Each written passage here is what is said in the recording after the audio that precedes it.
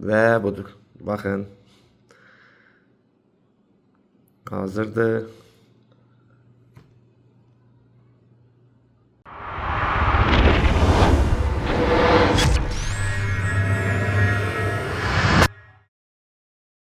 Telefondan fərqli istifadə seriyamızın sayca 3-cü videosunu çəkirik.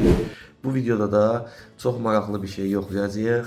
Bundan əvvəlki videolarımızda biz telefonu kompüterin mikrofonuna çevirdik və çox keyfiyyətli də bir səs əldə elədik. Daha sonra isə telefondan avtomobil video qeydiyyatçısı kimi, video registrator kimi istifadə elədik. Hər iki video kanalımızda mövcuddur.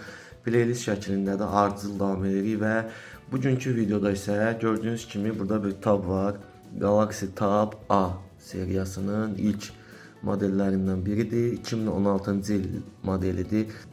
Təsəvvür edin, yaddaşı cəmi 8 GB-dır. Yadınızdadırsa, əvvəllər inkişaf eləməmişdən telefonlar, planşetlər 8 GB yaddaşla başlamışdı gəlməyə. Daha sonra 16, 32, 64 belə. Nə dərəcədə işləyəcək, biraz işləməyində ləngimələr ola bilər. Bir yerdə yoxlayacağıq. Bu videoda nə edirik? Bu videoda gördüyünüz bu tabı ikinci monitor kimi istifadə edəcəyik. Kompüterin ikinci monitoru kimi. Bu sizə lazım ola bilər. Əsasən redaktor işlərində, sənədlərlə işləyəndə bir sənədi açıb kənarda bir monitora qoyub və o sənəddən baxıb hər hansısa məlumatları başqa bir sənədə köçürmək üçün. Fərqli məqsədlər üçün ikinci monitor olması yaxşıdır və bunu bu formada telefonu da eləyə bilərsiniz. Niyə tab eləyirik? Çünki tab biraz ekranı böyük olduğu üçün. Gəlin yoxlayaq. Wi-Fi üzərindən eləyəcəyim bunu. Kabellə də eləmək mümkündür. Kabellə daha stabil çalışar düşünürəm ki, Wi-Fi üzərindən yoxlayaq, bəlkə yaxşı nəticə əldə elədik. Keçək proqrama. Proqramın adı Space Disk'dir. Burada rəsmi saytı da var. Videonun açıqlama hissəsində bunu tapa bilərsiniz. spacedisk.net saytına daxil olursunuz. Belə bir formada animasiya ilə bizə izah edir. Baxın, burada telefon, planşet, kompüterlər bir-birinin arasında, yəni monitoru böyütmək üçün, monitoru paylaşmaq üçün istifadə olunur. Tam ödənişsizdir, heç bir əlavə ödəniş yoxdur və Windows 10 və 11-i dəstəkləyir. Yəni Windows versiyası 10, 11, 7-də bunu istifadə edə bilməzsiniz. Windows 10 və 11 üçün olan linka daxil olaq, yükləyək.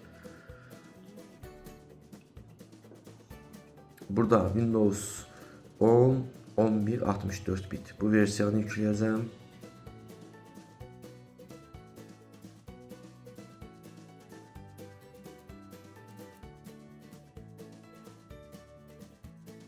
Yüklədik. Açaq proqramı. Chrome'u bağlayıram.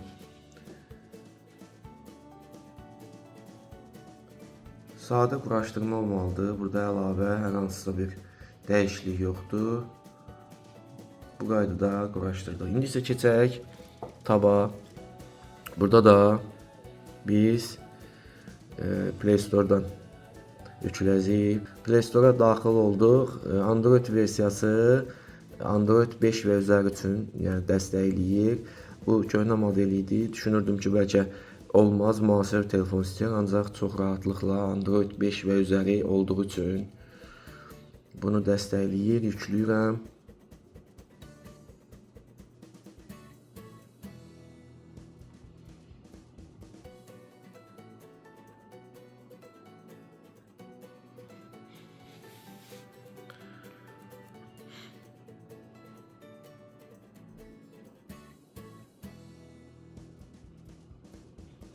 Yükləndi, birbaşa açaq. Windows versiyasının yükləmə linkini verir ki, Windows üçün də yüklənməlidir. Biz artıq gördüyünüz kimi burada onu yükləyirik.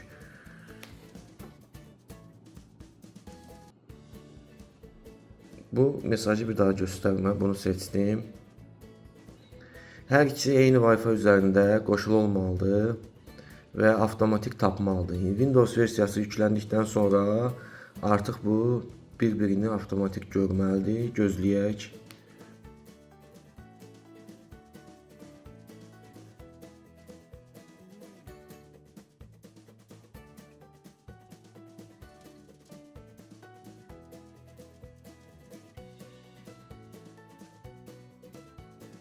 Artıq baxın, burada yüklənib qutaran kimi burada IP üzərindən Ülvi Windows 11 bizim kompüterimizin adı və Windows 11 burada avtomatik gəldi. Buradan da finish eləyək.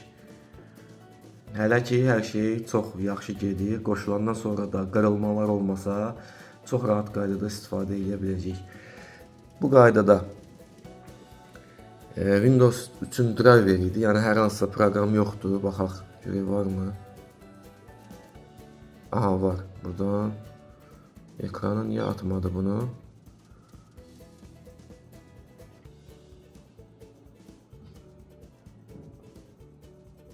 Ayarları var, hələlik qoşulaq sonra baxarıq.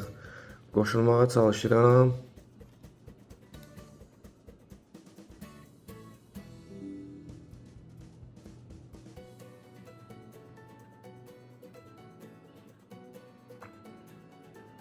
Burada bir dəyişiklik eləməyimizi bizdən istəyir. Onu elədik. Əgər belə bir bildiriş gəlsə, baxın burada birinci encoding tip yazılana daxil olub. Software encodingi seçin. Geri qaydaq, bir də yoxlayıram. Və budur. Baxın. Hazırdır. Buradan daxil ola bilirik.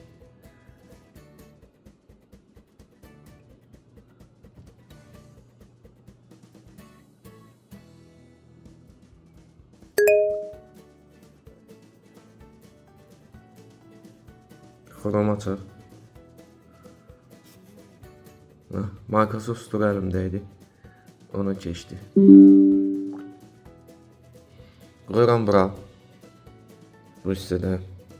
Bəzi ayarlamalar eləməliyik. Biraz parlaqlığını artıraq. İndi gəlin ekran parametrlərinə daxil olaq. Buradan bizim ikinci monitorumuzu görməlidir.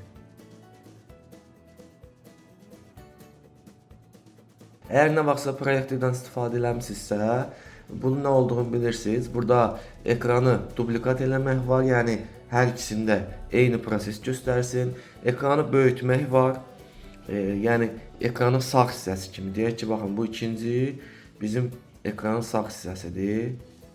Baxın, mouse'u bura qoysam daha yaxşı görəcəksiniz. Təsəvvür edin, bu biraz sağdadır. Bir pəncərə açıram. Misal üçün Chrome'u açdıq və bunu gətirirəm. Baxın. Gətirdim bura. Bu ekranı böyütməkdir. Yəni təsəvvür edin, bu ekranın sağ tərəfinə, hissəsinə böyütməkdir.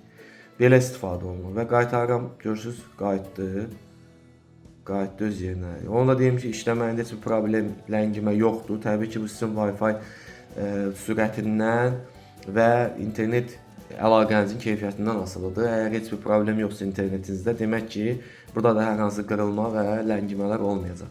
Və burada biraz əvvəl daxil olduğumuz ayarlarda bunu dublikat seçsək, hər bir əməliyyat burada da təkrarlanacaq. Burada dublikat seçirəm, baxın. Buradan dəyişiklikləri yadda saxla. Burada 1-2 gördünüz, eyni yerə gəldi. Yəni bir monitor oldu. Hal-hazırda nə eləyirəmsə, o monitorda, yəni əlavə qoşduğumuz monitorda da həmin əməliyyat olur. Chrome-a daxil oluram, burada da daxil oldu. Hər hansı, misal üçün, kontrol panelə daxil olaq. Burada da daxil oldu. Dublikat oldu. Proyektor formasında istifadə edirsinizsə, elədiyiniz əməliyyatları kiməsə göstərirsinizsə, onda dublikat rejimini seçirsiniz. Burada nə göstərirsinizsə, eyni ilə orada da keçir. Yox, özünüz kompüterin qarşısındasınız və sizə əlavə bir ekran lazımdır. Biraz əvvəl göstərdiyim kimi, yəni ekranı sağa və yaxud sola doğru böyütmək istəyirsiniz. Onda biraz əvvəlki ayarı, duplikatı, extend this display, bu ikinci bölməni. Bunu seçirsiniz və budur, artıq bunu da yaddaşa verdim. Baxın, 1-2. Bu iki sağdakı monitorumuzdur bizim. Və buradan biraz əvvəl göstərdiyim kimi bunu gətirib bura qoya bilirik. Bu qaydada Burada əlavə 2 dənə də bölmə görürsüz. Çox istifadə olunmasa da bunu da göstərim.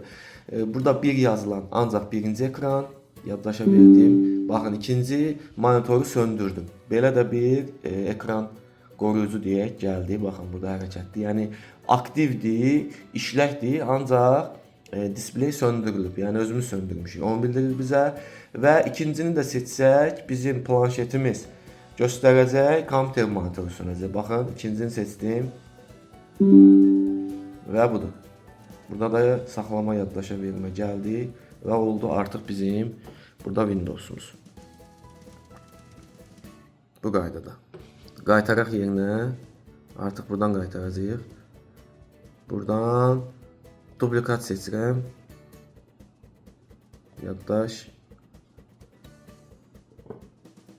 Gəlin bir dənə videoya baxaq öz kanalımızdan. Bunu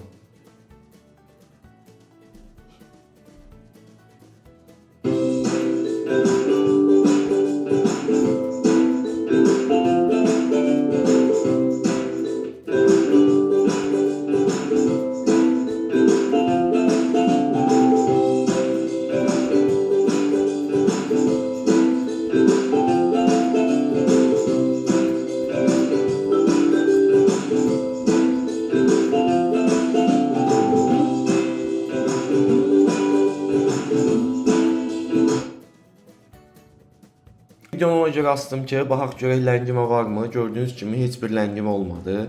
Eyni qaydada bu monitorda nə göstərdisə, o birisi də onu bizə göstərdi. Və bugünlük bu qədər. Bu videoda biz SpaceDisk haqqında danışdıq, test elədik.